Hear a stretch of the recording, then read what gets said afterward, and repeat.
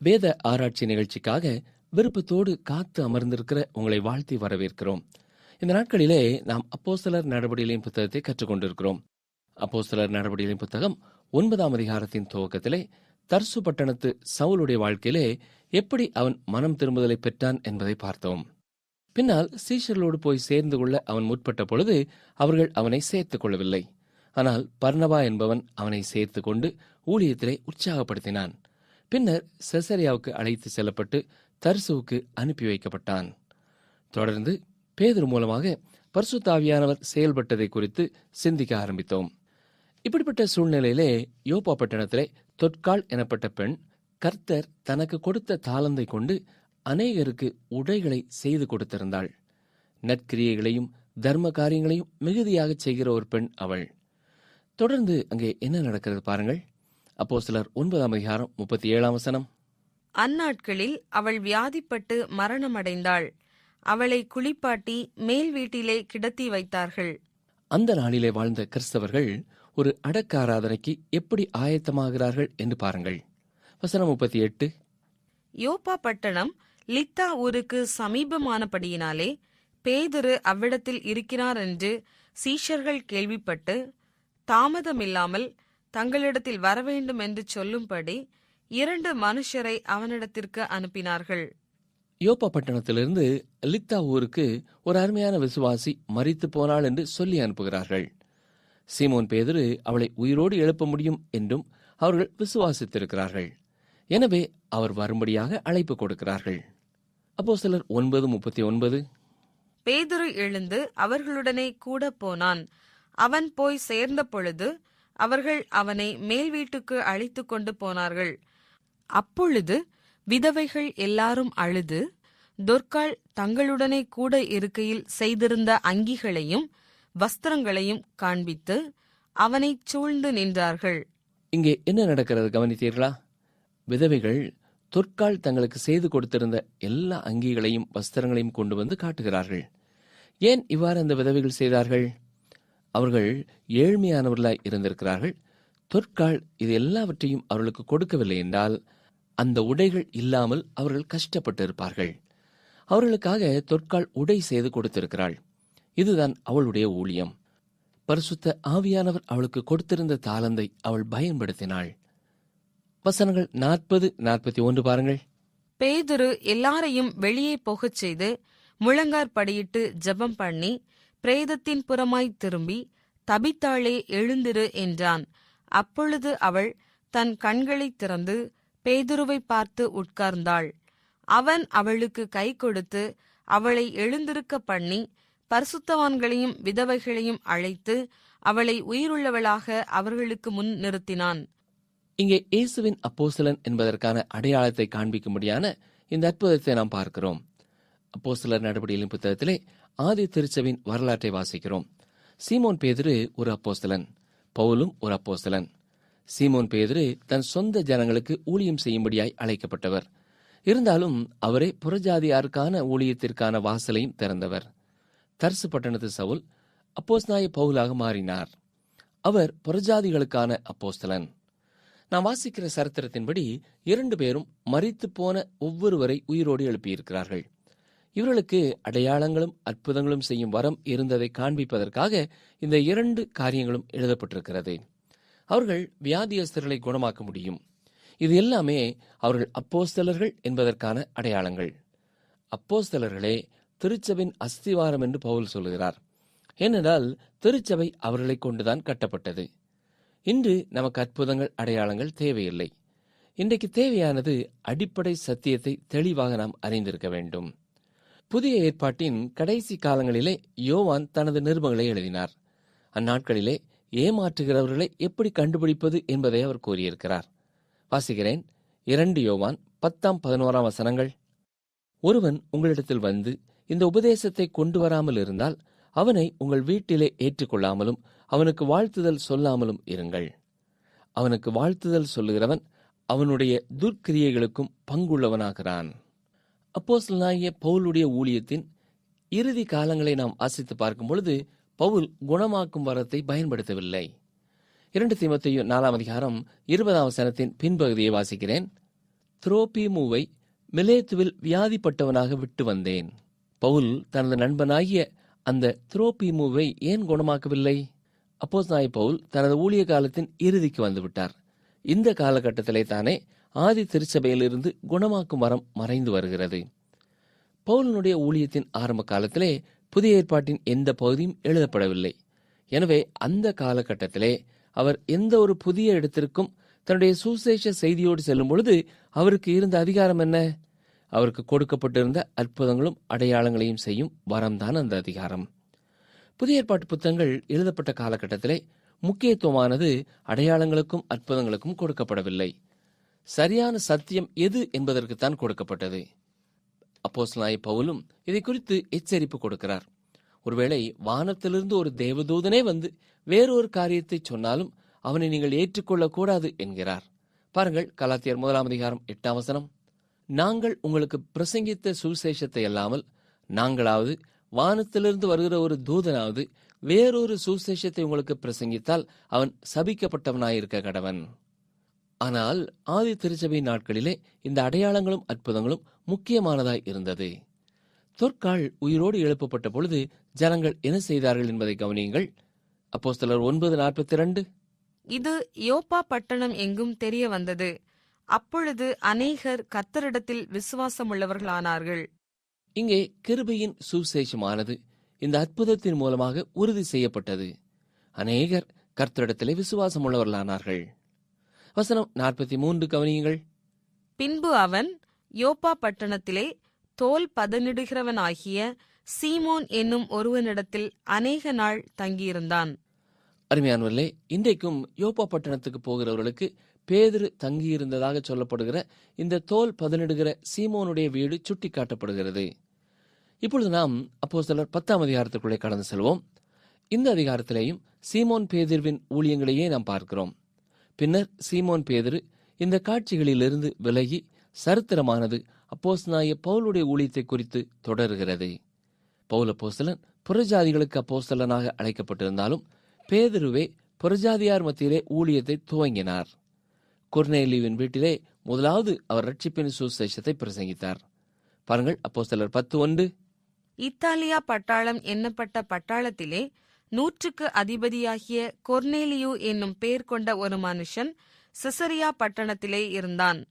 ஞாபகத்தில் வைத்துக் கொள்ளுங்கள், ஏற்கனவே அப்போஸ்தலர் 9:30 நாம் பார்த்தது போல அப்போஸ்தலனாகிய பவுல் செசரியாவுக்கு சென்றிருக்கிறார்.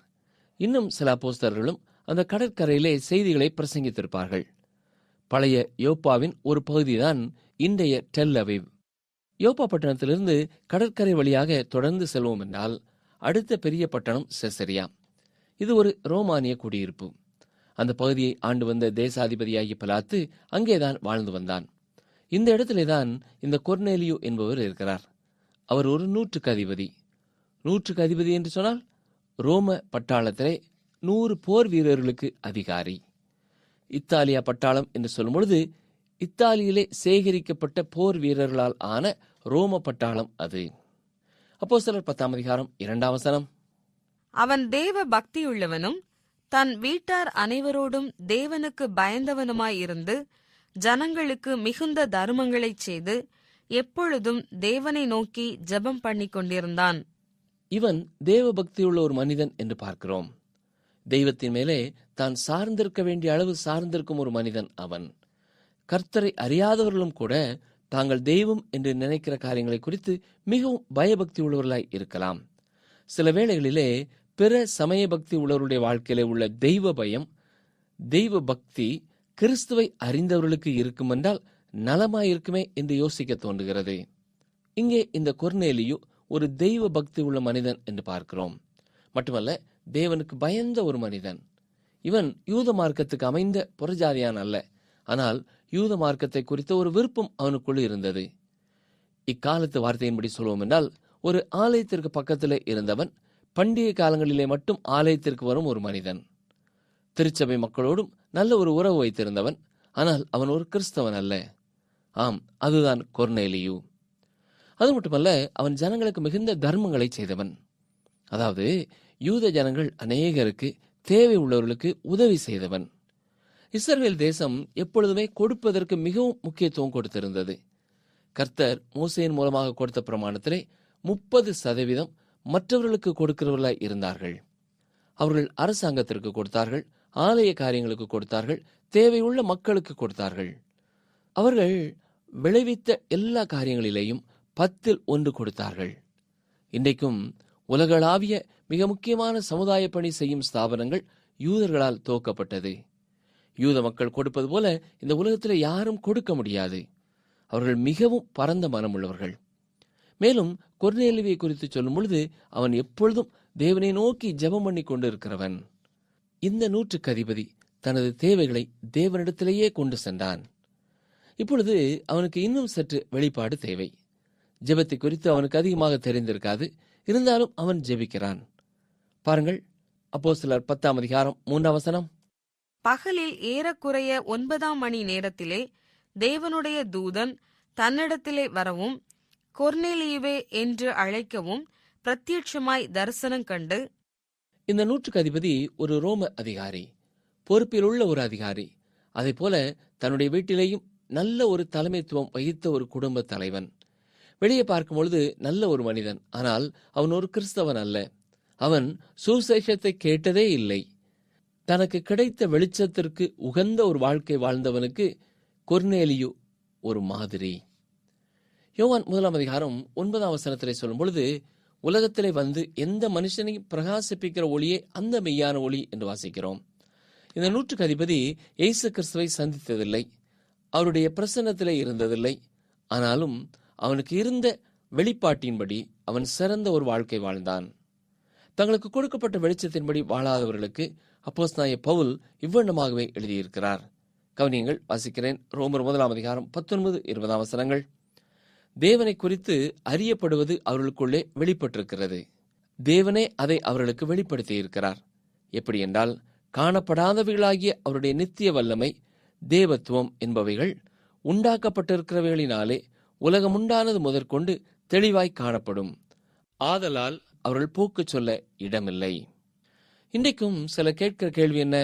தேவனை அறியாத நல்ல மனிதனுடைய நிலை என்ன? தேவனை அறிய விரும்பிய ஒருவனுக்கு வாய்ப்பு கிடைக்கவில்லை. அப்படி என்றால் அவன் நித்திய அழிவிற்கு செல்வானா? இந்த கேள்விக்கான விடை, தேவனே அந்த மனிதனுக்கு தேவையான வெளிச்சத்தை கொடுப்பார். சுவிசேஷத்தை அவன் கேட்கும்படியான வாய்ப்பை அவனுக்கு கொடுப்பார். இப்பொழுது கொர்நேலியுவுக்கு கர்த்தர் எப்படி சுவிசேஷத்தை எடுத்து சொல்லுகிறார் பாருங்கள். அங்கே நாம் கவனிக்கிற தடைகள் அளவிடப்பட முடியாதவைகளாய் இருக்கிறது. முதலாவது ஆரம்பிக்கப்பட்டிருந்த திருச்சபை சுமார் 8 ஆண்டுகளுக்கு பூரணமாக யூத ஜனங்களால் ஆனதாயிருந்தது. இந்த யூத கிறிஸ்தவர்களும் தொடர்ந்து தேவாலயத்திற்கு சென்று சில யூத பாரம்பரியங்களையும் செய்து வந்தார்கள். அவர்கள் இயேசு கிறிஸ்துவை விசுவாசித்தபடியினாலே கிருபைக்கு அடியிலே அவ்வாறு செய்தார்கள். பின்னர் சுவிசேஷம் சமாரியாவுக்கும் சென்றது. முதலாவது எருசலேம் யூதர்கள் அதை குறித்து ஆச்சரியப்பட்டார்கள். ஆனால் அதிலும் தேவனுடைய கரத்தை அவர்கள் உணர்ந்து கொண்டார்கள். இப்பொழுது இந்த புறஜாதியான மனிதனுக்கு எப்படி சுவிசேஷம் எடுத்து செல்லப்பட போகிறது? அப்போஸ்தலனாகிய பவுல் புறஜாதிகளுக்கென்றே தெரிந்து கொள்ளப்பட்ட ஒரு பெரிய ஊழியக்காரர். இப்பொழுது பவுல் அரேபியாவில் உள்ள வனாந்தரத்திலே தேவனிடத்திலே பயிற்சி பெறுகிறார். எனவே அப்போஸ்தலனாகிய பேதுருவை புறஜாதியான மக்களுக்கு சுவிசேஷத்திற்கான கதவை திறக்க வேண்டும். அருமையானவர்களே, முக்கியமான உண்மையான கிறிஸ்தவ பணிகள் எல்லாமே பரிசுத்த ஆவியினாலே வழிநடத்தப்படுகிறது. அதற்கு ஈடு இணை வேறு எதுவுமே கிடையாது. பரிசுத்த ஆவியானவரே ஒரு யூதனுடைய இருதயத்திலேயும் கிரியை செய்ய வேண்டும். பரிசுத்த ஆவியானவரே ஒரு யூதன் அல்லாத மனிதனுடைய இருதயத்திலேயும் கிரியை செய்ய வேண்டும். பாருங்கள், அப்போஸ்தலர் 10:4. அவனை உற்று பார்த்து பயந்து, ஆண்டவரே என்ன என்றான். அப்பொழுது அவன், உன் ஜெபங்களும் உன் தருமங்களும் தேவனுக்கு நினைப்பூட்டுதலாக அவர் சந்நிதியில் வந்தெட்டியிருக்கிறது. கொர்நேலியுவுக்கு ஒரு தேவதூதன் தரிசனமானான். இங்கே அவன் சொப்பனம் பார்க்கவில்லை, ஜெப வேளையிலே ஒரு தரிசனத்தை பார்க்கிறான். அருமையானவர்களே, இந்த நேரத்திலே தேவன் கவனிக்கும் சில காரியங்களை நாம் குறிப்பாக அறிந்து கொள்ள வேண்டும். எந்த வகையிலேயும் ரட்சிப்புக்கு உதவி செய்யாத சில காரியங்களும் தேவன் கவனிக்கும் காரியங்களாய் இருக்கிறது.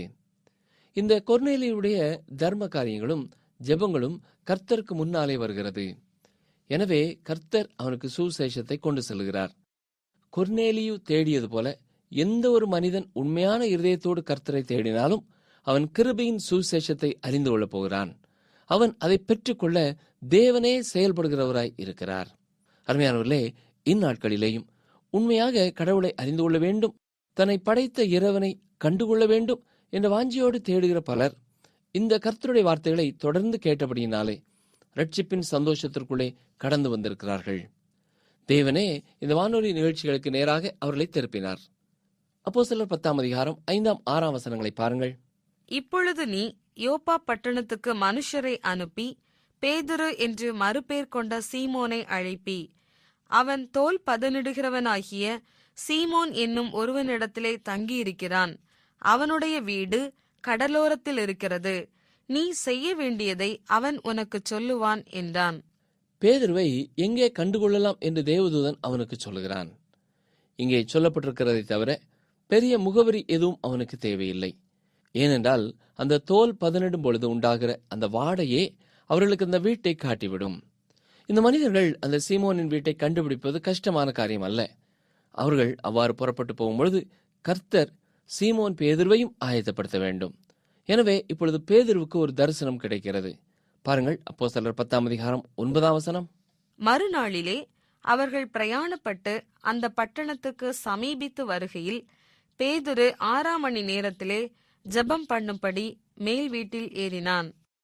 அப்போஸ்தலனாகிய பவுலுக்கு இருந்த பரந்த மனம் பேதுருவுக்கு இல்லை. எனவே கர்த்தர் அவனை ஆயத்தப்படுத்த வேண்டியதாயிருந்தது. பவுல் அப்போஸ்தலனுடைய பின்னணியமோ பயிற்சியோ பேதுருவுக்கு கிடையாது. தேவன் அவனை வித்தியாசமாக பயன்படுத்துவார்.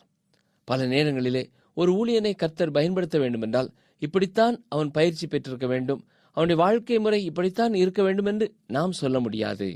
வசனங்கள் 10 முதல் 12 வரை பாருங்கள். அவன் மிகுந்த பசியடைந்து சாப்பிட மனதாயிருந்தான்.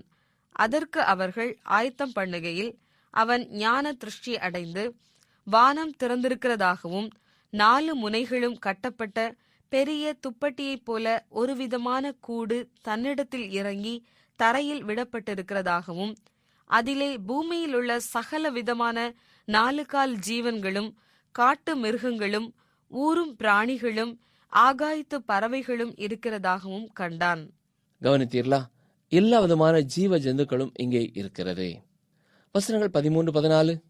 அல்லாமலும் பேதுருவே எழுந்திரு, அடித்து புசி என்று அவனுக்கு சொல்லும் ஒரு சத்தம் உண்டாயிற்று. அதற்கு பேதுரு, அப்படியல்ல ஆண்டவரே, தீட்டும் அசுத்தமுமாயிருக்கிற யாதொன்றையும் நான் ஒரு காலும் புசித்ததில்லை என்றான். இது என்னவாக இருக்குமோ என்று பேதுரு சிந்தித்துக் கொண்டிருந்த பொழுது ஒரு சத்தம் அவனோடு பேசுகிறது. அந்த சத்தம் சொல்லுகிறபடி அவன் செய்வதற்கு ஆயத்தமாய் இல்லை என்றாலும் அவரை ஆண்டவரே என்று சொல்லுகிறான். நன்றாக கவனிங்கள். பெந்தேகோஸ்தே நாளுக்கு பின்னான காலங்களிலே வாழ்கிற ஒரு மனிதனை இங்கே நாம் பார்க்கிறோம். கிருபையின் காலத்திலே வாழ்கிற மனிதனை பார்க்கிறோம். இப்பொழுது இறைச்சியை சாப்பிட்டாலும் ஒன்றுமில்லை, சாப்பிடவில்லை என்றாலும் ஒன்றுமில்லை.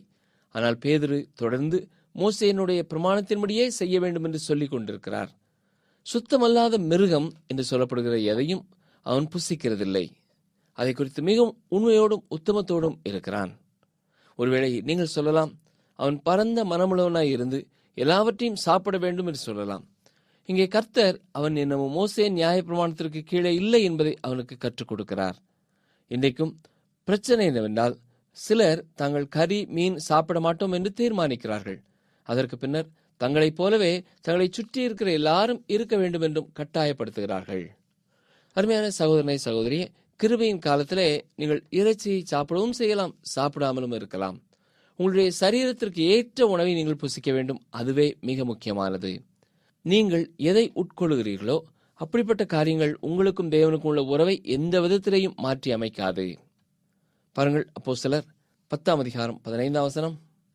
அப்பொழுது தேவன் சுத்தமாக்கினவைகளை நீ தீட்டாக எண்ணாதே என்று 2ஆம் தரமும் சத்தம் அவனுக்கு உண்டாயிற்று. தேவன் சுத்தமாக்கியதை அசுத்தமானதென்று நீங்கள் சொல்ல வேண்டாம். வசனம் 16. 3ஆம் தரமும் அப்படியே உண்டாயிற்று. பின்பு அந்த கூடு திரும்ப வானத்துக்கு எடுத்துக்கொள்ளப்பட்டது. இந்த காரியங்கள் எல்லாம் எதுவாக இருக்கும் என்று அவர் மிக தீவிரமாக யோசிக்கிறார். என்ன நடக்கிறது பாருங்கள். அப்போஸ்தலர் 10ஆம் அதிகாரம் 17 முதல் 22ஆம் வசனம் வரை கவனியுங்கள். அப்பொழுது பேதுரு தான் கண்ட தரிசனத்தை குறித்து தனக்குள்ளே சந்தேகப்படுகையில், இதோ கொர்நேலியுவினால் அனுப்பப்பட்ட மனுஷர்கள் சீமோனுடைய வீட்டை விசாரித்துக் கொண்டு வாசற்படியிலே வந்து நின்று, பேதுரு என்று மறுபேர் கொண்ட சீமோன் இங்கே தங்கியிருக்கிறாரா என்று கேட்டார்கள். பேதுரு அந்த தரிசனத்தை குறித்து சிந்தனை பண்ணிக் கொண்டிருக்கையில் ஆவியானவர், இதோ 3 மனுஷர் உன்னை தேடுகிறார்கள். நீ எழுந்து இறங்கி ஒன்றுக்கும் சந்தேகப்படாமல் அவர்களுடனே கூட போ. நானே அவர்களை அனுப்பினேன் என்று அவனுக்கு சொன்னார். அப்பொழுது பேதுரு கொர்நேலியுவினால் தன்னிடத்தில் அனுப்பப்பட்ட மனுஷரிடத்திற்கு இறங்கி போய், இதோ நீங்கள் தேடுகிறவன் நான்தான். நீங்கள் வந்திருக்கிற காரியம் என்ன என்றான். அதற்கு அவர்கள், நீதிமானும் தேவனுக்கு பயப்படுகிறவரும் யூத ஜனங்கள் எல்லாராலும் நல்லவர் என்று சாட்சி பெற்றவருமாகிய கொர்நேலியு என்னும் 100க்கு அதிபதி உம்மை தம்முடைய வீட்டுக்கு அழைப்பித்து உம்மால் சொல்லப்படும் வார்த்தைகளை கேட்கும்படி பரிசுத்த தூதனாலே தேவ எத்தனமாய் கட்டளை பெற்றார் என்றார்கள். இப்பொழுது சீமோன் பேதுரு செசரியாவுக்கு போக வேண்டும். கொர்நேலியுவின் வீட்டிலிருந்து வந்தவர்கள் ஒரு சின்ன விளக்கம் கொடுக்கிறார்கள். பின்னர் தங்களோடு கூட அவர் வரவேண்டும் என்று கேட்டுக்கொள்கிறார்கள். தொடர்ந்து கொர்நேலியின் வீட்டிலே என்ன நடைபெற்றது என்பதை நாம் அடுத்த நிகழ்ச்சியிலே சிந்திப்போம். இன்று நாம் கற்றுக்கொண்ட பாடத்திலிருந்து நம் மனதிலே பதித்துக் கொள்ள வேண்டிய சில சத்தியங்களை நான் நினைவுபடுத்த விரும்புகிறேன். அப்போஸ்தலனாகிய பவுலின் ஊழியத்தின் இறுதி காலங்களிலேயே அநேகரை விசுவாசத்திற்குள்ளே வழிநடத்தக்கூடிய அற்புதங்களும் அடையாளங்களும் மறைய தொடங்கிவிட்டது. காரணம் என்னவென்றால், அடிப்படை சத்தியங்கள் தெளிவாக பரிசுத்த ஆவியானவராலே புதிய ஏற்பாடாக எழுத ஆரம்பிக்கப்பட்டு விட்டது. புதிய ஏற்பாட்டின் அடிப்படை சத்தியங்களை அறிந்து விசுவாசிப்பதே ஒரு மனிதனை ரட்சிப்புக்குள்ளே கொண்டு வருகிறதாய் இருக்கிறது. இயேசுவை விசுவாசிப்பதற்கு ஒருவன் அடையாளங்களையும் அற்புதங்களையும் கண்டுதான் விசுவாசிக்க வேண்டும் என்பதல்ல. இரண்டாவதாக, இங்கே கொர்நேலியும் என்னும் மனிதனை பார்க்கிறோம். இவன் ஒரு கிறிஸ்தவன் அல்ல, இவன் ஒரு யூதன் அல்ல. ஆனாலும் தெய்வத்தை உண்மையாக தேடியவன், தெய்வ பக்தி உள்ள ஒரு மனிதன். இரண்டாவதாக, கடவுளுக்கு பயந்தவன். அது மட்டுமல்ல, ஏழை எளிய மக்களுக்கு, தேவையுள்ள மக்களுக்கு மனமுவந்து தாராளமாக உதவி செய்தவன். நான்காவதாக, இவன் கடவுளை நோக்கி எப்பொழுதுமே பிரார்த்தனை செய்கிறவன். நிகழ்ச்சியை கேட்டுக்கொண்டிருக்கிற எங்களுக்கு அருமையான சகோதரனை சகோதரியே, ஒருவேளை நீங்கள் கிறிஸ்துவை அறிந்திராத ஒருவராய் இருக்கலாம். தற்செயலாய் இன்றைக்கு இந்த வார்த்தைகளை நீங்கள் கேட்டுக்கொண்டிருக்கலாம். நீங்களும் உண்மையான கடவுளை அறிந்து கொள்ள வேண்டும் என்ற வாஞ்சியோடு இருப்பீர்கள் என்றால், உண்மையாகவே கடவுளை தேடுகிற ஒருவராய் இருப்பீர்கள் என்றால், கடவுளுக்கு பயந்து தீமையான காரியத்தை விட்டு விலகுகிற ஒருவராய் இருப்பீர்கள் என்று சொன்னால், நீங்களும் சுவிசேஷத்திற்கு தூரமானவர்கள் அல்ல. உங்களுக்காகவும் இயேசு கிறிஸ்து மரித்திருக்கிறார். உங்களுடைய தண்டனையையும் அவர் சிலுவையிலே சுமந்து தீர்த்திருக்கிறார். அவருடைய இந்த செயலை நீங்கள் விசுவாசித்து அவரை உங்கள் ஆண்டவராக ஏற்றுக்கொள்வீர்கள் என்றால், உங்களுக்கும் நித்தியமான வாழ்க்கையை தர அவர் ஆயத்தமுள்ளவராய் இருக்கிறார். மூன்றாவதாக, நாம் குறிப்பாய் மனதில் வைத்துக் கொள்ள வேண்டிய ஒரு காரியம், ஒரு மனிதன் செய்கிற காரியங்கள் அவனுடைய ரட்சிப்பிற்கு உதவி செய்கிற காரியங்களாய் இல்லாவிட்டாலும், நேர்மையான இருதயத்தோடு அவன் செய்கிற ஒரு காரியம், எந்த மதத்தை சேர்ந்தவனாய் அவன் இருந்தாலும் அது தேவனுடைய பார்வையிலே மறைவானதாக இல்லை. அப்படி உண்மையான இருதயத்தோடு செயல்படுகிறவர்களுடைய வாழ்க்கையிலே அவர்கள் சத்தியத்தை அறிந்து கொள்ள தேவனே அவர்களை வழிநடத்துகிறவராயிருக்கிறார். எனவேதான் கொர்நேலியுவுக்கு சுவிசேஷத்தை சொல்வதற்கு அப்போஸ்தலனாகிய பேதுருவை கர்த்தர் ஆயத்தம் பண்ணினார். இதை கேட்டுக்கொண்டிருக்கிற நீங்கள் இதற்கு முன்னாலே ஒருவேளை இப்படிப்பட்ட நிகழ்ச்சிகளை கேட்டிருக்க வாய்ப்பு இருந்திருக்காது. இயேசு கிறிஸ்துவை குறித்தோ வேத புத்தகத்தை குறித்தோ நீங்கள் அறியாமல் இருக்கலாம். ஆனாலும் உண்மையாய் கர்த்தரை வாஞ்சியோடு தேடுகிற, நான் கடவுளை கண்டுகொள்ள வேண்டும், கடவுளுக்கு பிரியமாய் வாழ வேண்டும் என்ற விருப்பமுள்ளவர்களாய் இருப்பீர்கள் என்றால், கர்த்தர் உங்களையும் அன்போடு அழைக்கிறார்.